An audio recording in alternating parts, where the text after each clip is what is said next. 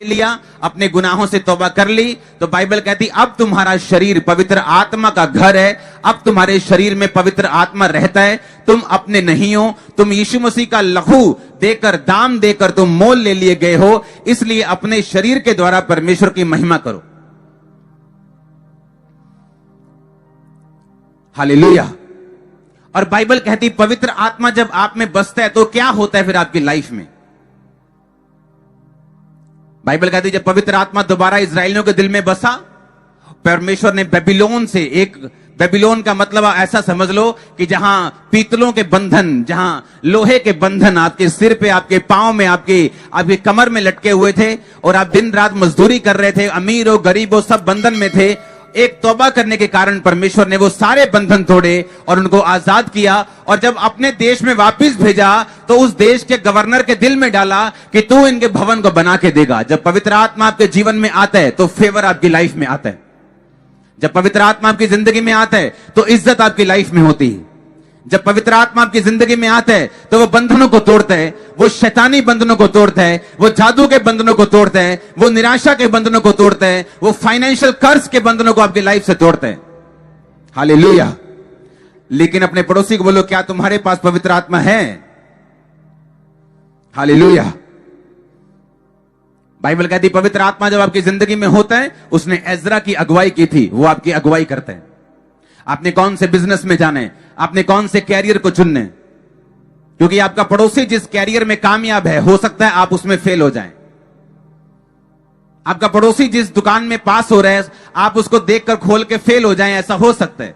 अगर आपके पास पवित्र आत्मा नहीं है आप कॉपी कैट बन सकते हैं और फेल हो सकते हैं। लेकिन अगर आपके पास पवित्र आत्मा है तो वो कॉपी हो या ओरिजिनल हो, वो कैसा भी हो, वो आपको सफल कर सकता है, क्योंकि वो आपको बताएगा कि तूने क्या करना है। आमीन। बाइबल कहती है पवित्र आत्मा लोगों को समझ देता है, वो लोगों से बात करते हैं, वो लोगों की अगुवाई करते हैं। पुराने नियम में परमेश्वर ने लिखा कि मूसा के टाइम पे जब परमेश्वर ने अपने भवन को बनाना था तो परमेश्वर ने ऐसे लोगों को खड़ा किया और उनके दिल में ऐसी बुद्धि डाली कि जो परमेश्वर के कहने के अनुसार लकड़ी का काम कर सकें, जो परमेश्वर के कहने के अनुसार लोहे का काम कर सके, पीतल का काम कर सकें, परमेश्वर के कहने के अनुसार वेदियों को बना सकें। यह भी पवित्र आत्मा का काम था। यूसुफ क्यों कामयाब हुआ? क्योंकि उसके पास दर्शन बताने का, दर्शन का अर्थ बताने का वरदान था। और किसने दिया? पवित्र आत्मा ने। यूसुफ के बाद में एक बात बोली जाती थी कि यूसुफ के अंदर एक उत्तम आत्मा रहती है। कौन सी उत्तम आत्मा? वो पवित्र आत्मा था जो उत्तम था, क्योंकि पवित्र आत्मा से ऊपर और कोई नहीं है। कोई भी उत्तम आत्मा इस धरती पे नहीं है सिवाय पवित्र आत्मा के। हालेलुया। क्योंकि सबने पाप किया, किसी ने पुराने टाइम पे किया और परमेश्वर में आ गए, किसी ने बाद में किया, लेकिन पवित्र आत्मा पवित्र है, उसने कभी भी पाप नहीं किया बाइबल कहती।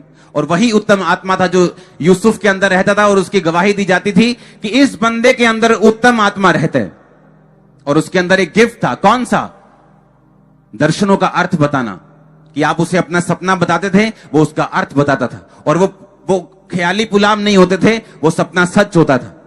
इसी वरदान के कारण जब राजा के दो बंदों ने राजा को बताया कि राजा जब हम जेल में थे तो एक यूसुफ नाम के बंदे ने हमें हमारे दर्शनों का अर्थ बता दिया था।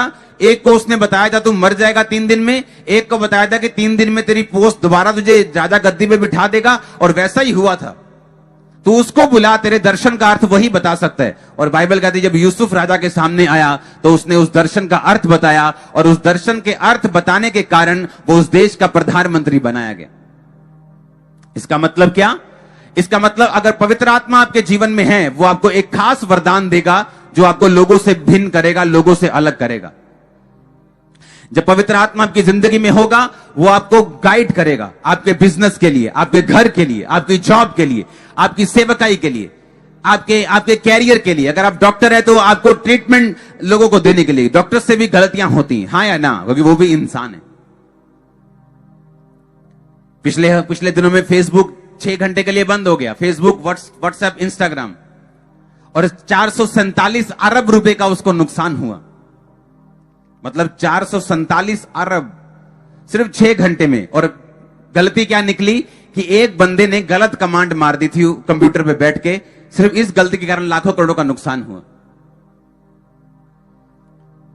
इंसान है, इंसान गलती करता है, लेकिन बाइबल कहती पवित्र आत्मा जब आपकी जिंदगी में होता है, तो बाइबल कहती दानियेल की जिंदगी में जब भी उसकी जिंदगी में कोई दोष ढूंढने के लिए लोग आते थे, तो उसकी जिंदगी में दोष नहीं मिलता था, और उसकी भी यही गवाही दी गई कि दानियेल के अंदर एक उत्तम आत्मा रहता है। आपकी दुनिया में अगर कीमत बढ़ानी है, अगर अपनी दुनिया में इज्जत बढ़ानी है, अगर दुनिया में वो गुमे हुए जानवरों की तरह नहीं रहना है, तो आपको याद रखना होगा कि पवित्र आत्मा आपको चाहिए ही चाहिए, किसी कीमत पर, हर कीमत पर आपको चाहिए।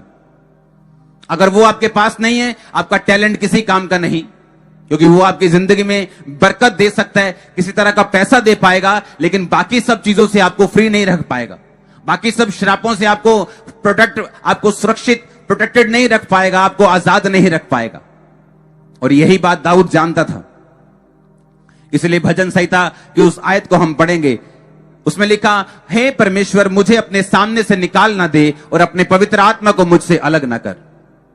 दाऊद ये बात जानता था कि उसकी जिंदगी में उसकी आशीष का कारण पवित्र आत्मा है, बार बार जीतने का कारण पवित्र आत्मा है।